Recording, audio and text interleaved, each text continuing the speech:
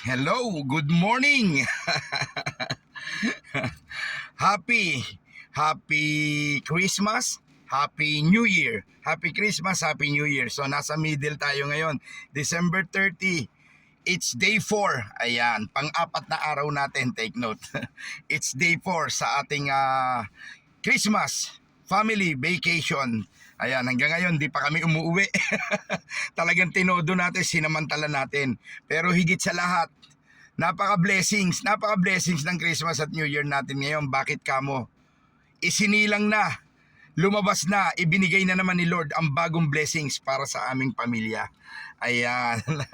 Thank you Lord, thank you God sa normal delivery. Hindi nahirapan ang manugang namin mga anak, ano? So, napaka-healthy ng bata, napakataba. Thank you Lord, amazing God. Ikaw talaga truly. Yan. So, sa lahat ng nagse-celebrate ngayon ng mga holiday, itong holiday season natin, keep safe. Sa mga nagde-drive, sa mga bumabiyahe.